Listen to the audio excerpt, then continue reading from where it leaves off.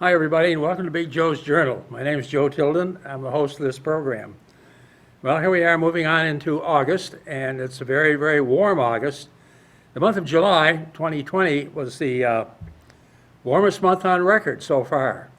So, people that don't believe in climate change, well, all you got to do is just look at what's happening.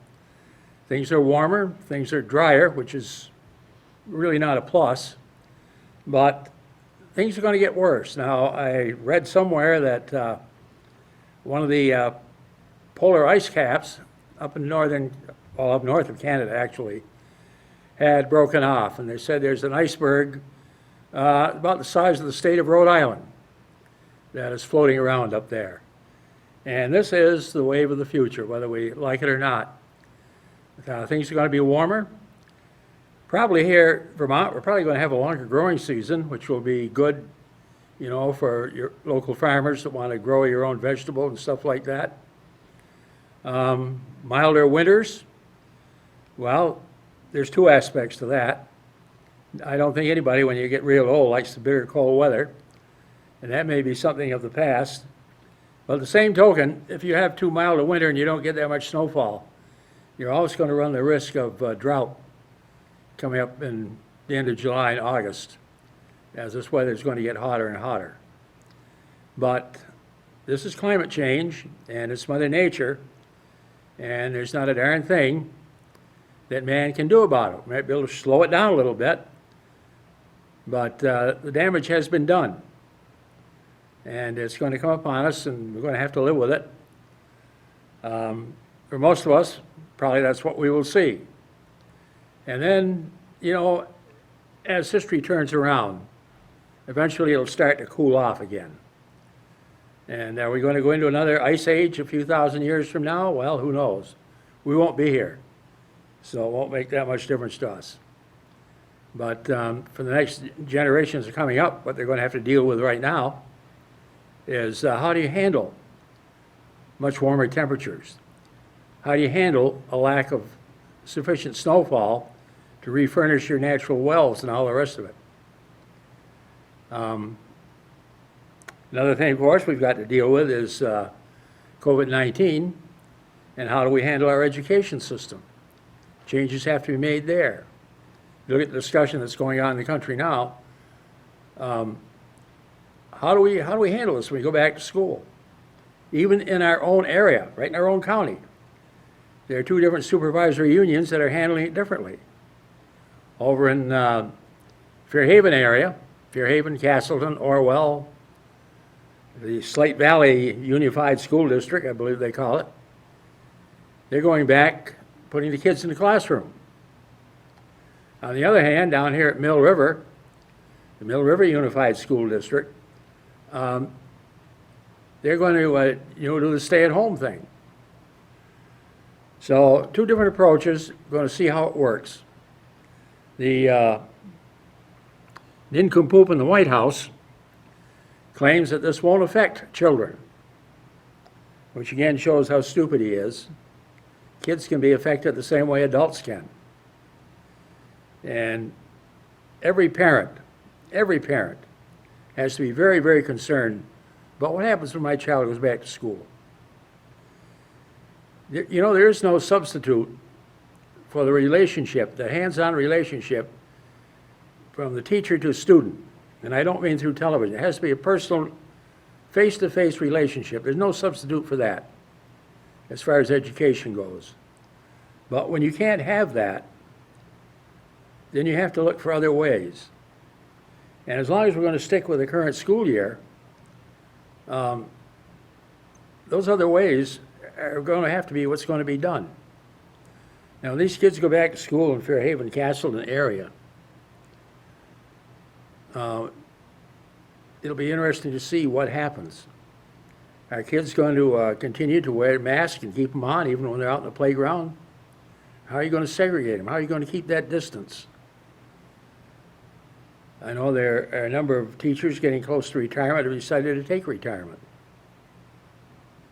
There's a lot of fear with this coronavirus going around. And we don't have a handle on it yet. And we probably won't have a handle on it for a number of years.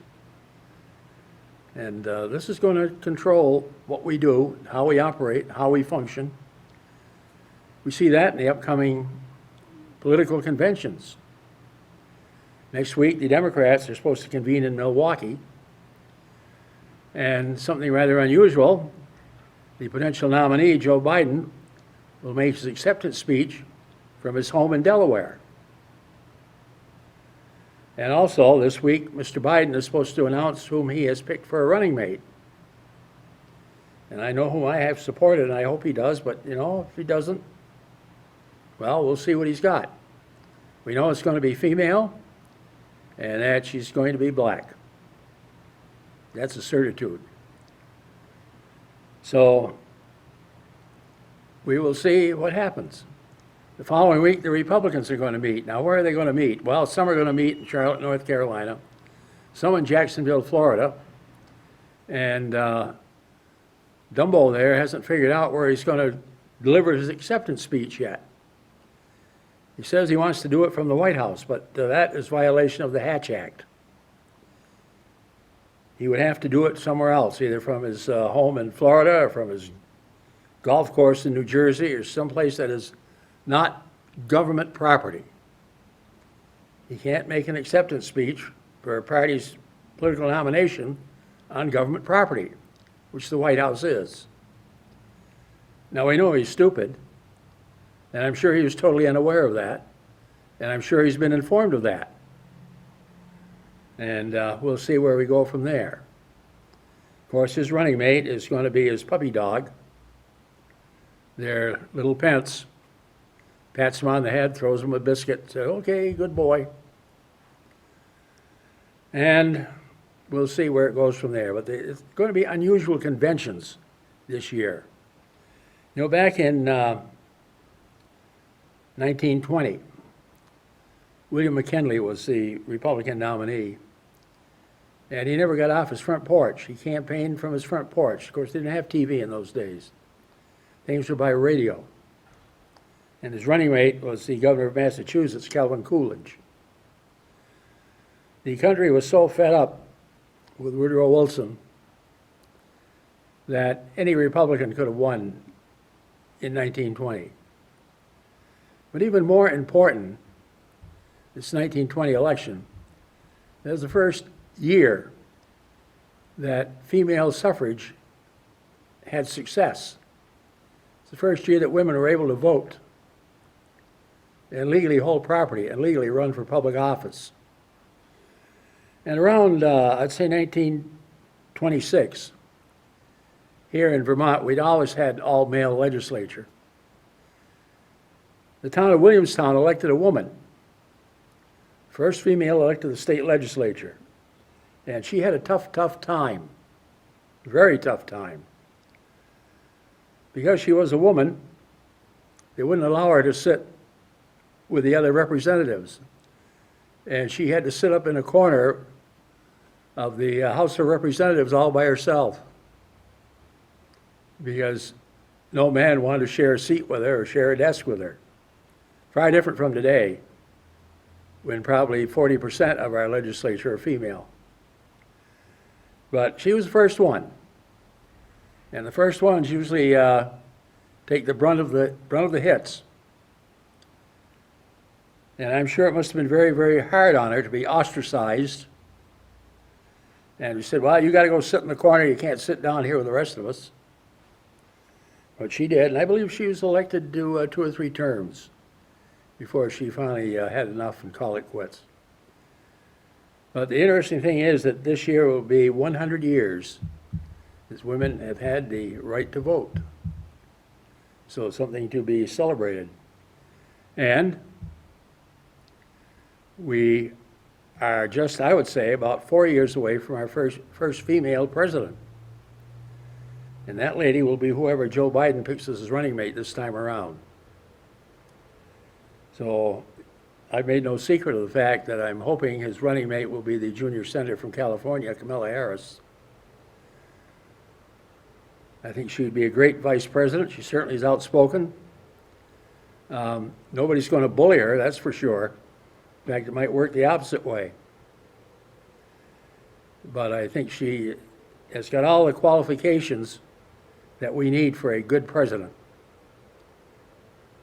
I think Joe Biden is going to pull the country back together. Kamala Harris, when she takes over, will take the country ahead. And we will really make America. She will really make America great again. Not drag us down into the pit and make us a world mockery the way this incumbent administration has done. We're being laughed at. People are saying, what kind of fools would elect an idiot like this to be their president? And we have a chance to remedy that in just a few months. Come November 3rd, we have a chance to remedy that. And we will do it. Now, more immediately, we're taping this program on the 10th of August. Tomorrow is the 11th of August.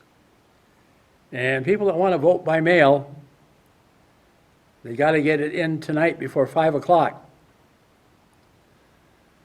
Many people have had the opportunity to vote by mail, and I hope you've done it. Vote in the primary, whether it's through your Republican, Progressive, or Democratic primary. I hope you've taken advantage of that. The two ballots, the two parties you weren't going to use, you put in a separate envelope. The one you're going to use, you vote. You fill out the forms on the back of the envelope that counts. You put your ballot in that envelope. You take the two envelopes, put it in the big envelope, and mail it back to your town clerk or your city clerk. Nothing could be simpler. And for the general election, if you don't want to go to the polls, you vote by mail again. You'll get a ballot, check it off, put it in an envelope, sign off where you have to, put it back in a master envelope, mail it back into your town clerk or city clerk. This should be a tremendous turnout because this is probably the easiest it's ever been to vote. And the primary is tomorrow, and if you haven't voted by mail, then get to the polls and pick the candidate of your choice. Pick whatever party you want to vote for. You can't cross-vote. You have to go in and ask for a ballot of the Republican Party or the Progressive or the Democratic Party. And they'll give you 3 ballots. You vote the ballot you want. The other 2 go in the disposal thing. The one that counts goes in the counting machine. And by tomorrow night, we should know who our candidates are going to be. As you know, the Democrats got a wide open primary for governor and lieutenant governor. I believe probably the Democratic candidate for governor will be the current lieutenant governor. Comes from Chittenden County. And he seems to have enough support. I know the former Commissioner of Education is seeking the office, and she's put an awful lot of money into TV advertising, and so is the lawyer from Bennington. But when you add it all up, the stronghold of the Democratic Party in Vermont is Chittenden County. And even though Mr. Zuckerman is really a progressive who's running on the Democratic ticket and running as a Democrat, I think there's enough support for him to be the nominee. Lieutenant Governor, well, that's going to be a tight race. It's Molly Gray, who's the assistant to the Attorney General of the state of Vermont. She's a farm girl from Newberry, over in the upper Connecticut River Valley. Has been doing a lot of advertising, getting some endorsements which will help her. Tim Ash, who is the President Pro Tem of the Senate, running as a Democrat. He is another progressive, running as a Democrat. He'll have the support of Chittenden County. Personally, I've already voted. I voted as soon as I got ballots. And I voted the Democratic ballot. And usually who you vote for is your business, but I'll be very open about it. I voted for Molly Gray for Lieutenant Governor. And I think it's going to be a tight race, but with the support of Chittenden County behind him, and I think a lot of progressives are going to be voting, or have voted Democrat, will vote Democrat tomorrow. I kind of think it's going to be Tim Ash will be the Democratic nominee for lieutenant governor. Overall, on the Republican side, there's no question. Phil Scott will be the renominee in a landslide. And I think in the general election, I think he's going to be reelected to a third term. A lot of people are saying, well, we really don't know about him. We really don't think he's a true Republican and all that. Well, I think he is a true Republican. He's one of a number of Republican governors and other influential Republican people, former members of George Bush's cabinet, and a number of military people that could be classified under an organization called the Lincoln Brigade. And this is a group of prominent Republicans that are endorsing Joe Biden. They want to recapture the Republican Party. And they realize the only way to do that is to get rid of the bunch of crooks and gangsters and shysters and cheaters and liars that are handling the Republican leadership now, and restore the Republican Party to its once great stature in this country. And the only way to do that is to get rid of the current leadership. And so there are a number of them, and that includes Phil Scott, although he won't say who he's going to vote for, which is his right. But we know he's not going to be voting for Donald Trump. And there are a number of other governors, Republican governors and former members of George Bush's cabinet, including George Bush himself, and a number of other folks that have served George H.W. Bush, real old people, and a number of your military leaders who are not going to be voting for Donald Trump, although they identify as Republicans. And I think that has to be something that must have the Trump campaign crew very worried and very concerned. So primary day in Vermont. You know, a few years back, primary day was always in September. And of course, we had the fairs then, which we don't have now because of the COVID-19 epidemic. And you always had your political booths at the fair. And here at the Rutland Fair, there's a regulation. If you were in your booth, you could talk to the voters. But when you're walking around the grounds, you really couldn't do any campaigning. You could say hi to people and all that, but you couldn't do any campaigning. You had to do the campaigning from your booth. And when I was running, we had a tent that was up near the main gate. Bernie Sanders, progressives, had a tent just to the left of ours. We had a middle tent. The Republicans had one to the right. And that's, you know, where you did your campaigning. But it always used to be a fun time. The fun time to campaign when you're running for state office was in the summer. Because you had numerous parades, of course, which didn't occur this year. I'm trying to think, I ran twice for state senate. Came in sixth one year and fifth the following year, or fifth 10 years later, rather. But you always had, the big parade was the one in Poultney on the 4th of July. And you also had one in Brandon. But the Brandon parade wasn't always on the 4th. It might be the following weekend or something like that. Then you had, on the same day, had one in Pittsford in the morning and Proctor in the afternoon.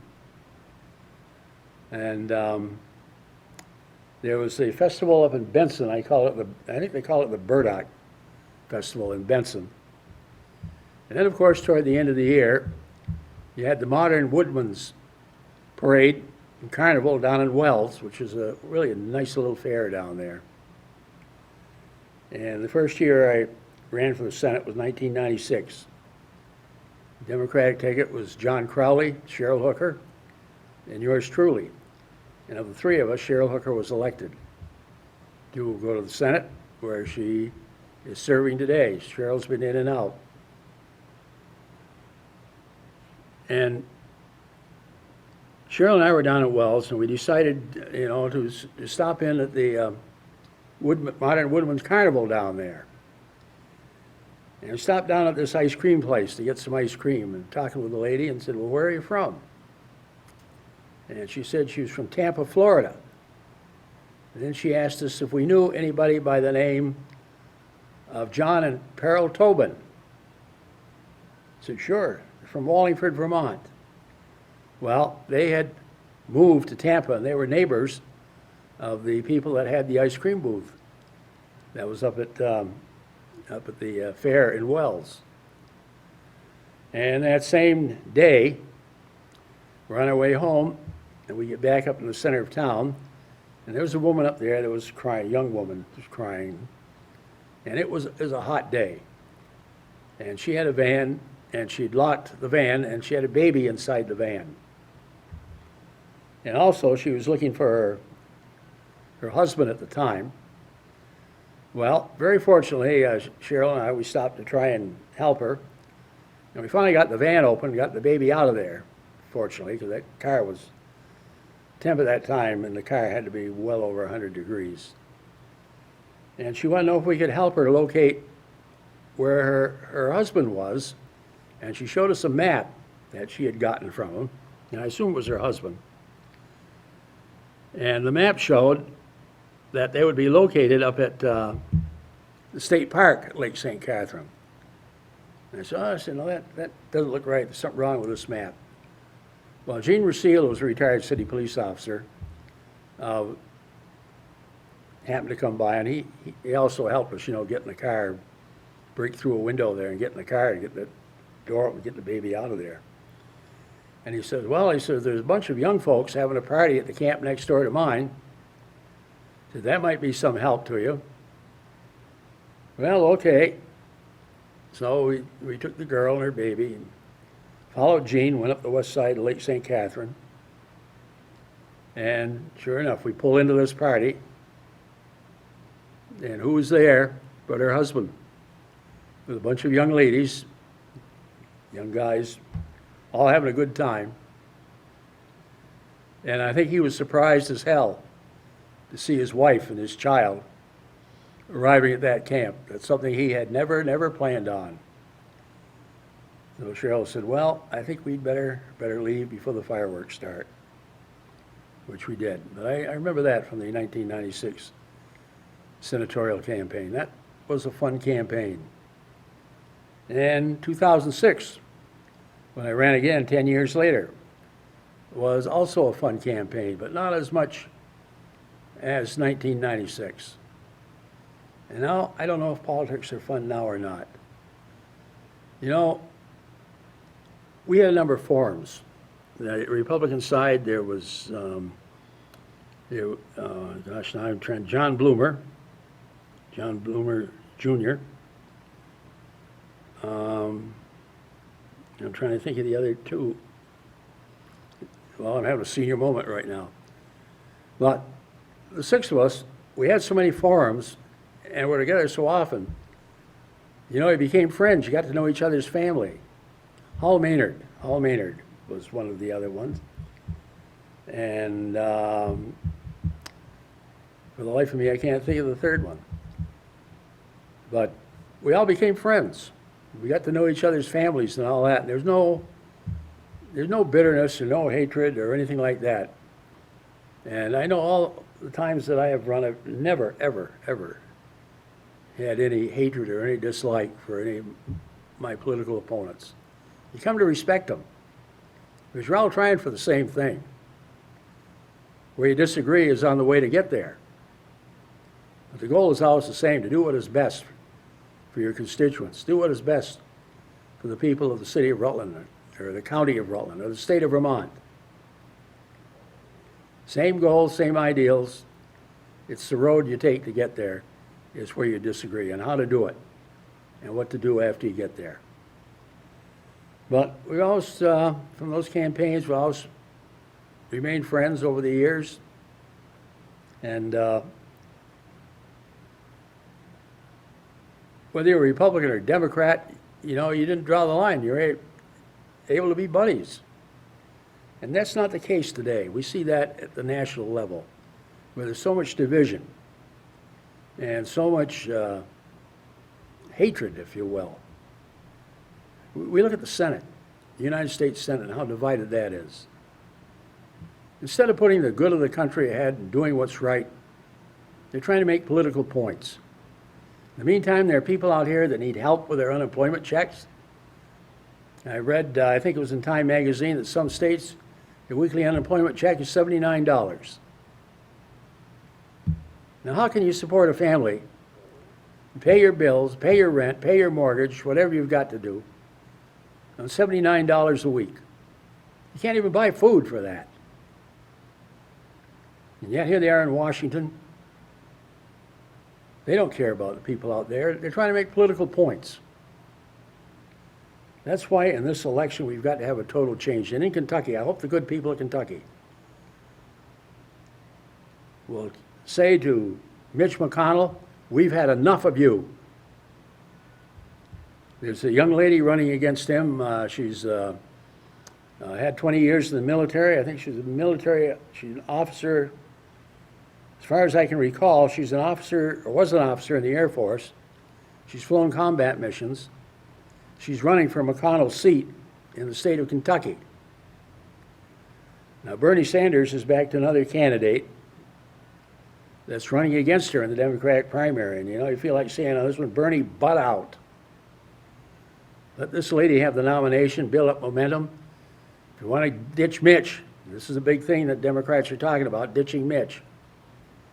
So if you want to ditch Mitch, then let's get behind this lady and have her do it. Knock him out.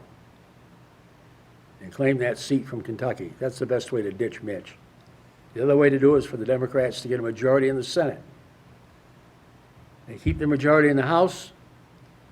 They've got a darn good chance of getting one in the Senate. And we elect the Democrat, the President of the United States, with a running mate who's in training to be a future President of the United States. And we can do it. Just got to put a little effort into it. I know, I think it was a week ago, maybe 2 weeks ago, we had Rutland City Democratic get-together. It was all done by phone or by Zoom or whatever. And a lot of decisions were made. We picked 15 candidates for JP, Justice of the Peace. And at least we're off to a good start. The Rutland City Chair, it's a job I had for many, many years, but the Rutland City Chair is a young lady, and I can't remember her last name, but it's a hyphenated name. But her first name is Heather. Like, come hither, Heather. And she's did a very good job of organizing that. Some of her plans for the campaign I don't quite agree with. I think, we should have a headquarters downtown, a centralized point where you're going to direct these campaigns, because campaigning is going to be different. But anyway, I'm old, and for these young people, it's a different way, and one way or another it'll work. I know our Democratic, the race for Democratic candidates for Senate for Rutland County, that we do have a primary. 4 candidates running for 3 seats. 2 of them are household names: Cheryl Hooker, who's the incumbent, and Greg Cox, who's well known for his work with the Vermont Food Bank. Or not the Vermont Food Bank, but the Farmers Market. So, as we head into primary day, you can demonstrate and raise Cain and demonstrate till hell freezes over. But that's not going to make a bit of difference. What's going to make a bit of difference is legislation. And how you get that legislation is by how you exercise your vote, whom you elect. That will handle legislation. And we talk about these different things that we want more equality and all that. That has to come through legislation. And you get that by exercising your right to vote. And if you don't exercise that right to vote, then you got nothing to complain about. But the only way we're going to bring about change, the only way we're going to move this country ahead, is through legislation. And that legislation begins with voting. The public has to vote. We live in a democracy. Democracy, as I said many times, the root word is the Greek word demos, which means people. And democracy is not passive. It doesn't work passively. You have to be active, get involved, take part, turn out and vote. And with that, may Almighty God in His infinite wisdom continue to bless these United States of America. God love you. We'll see you all next week.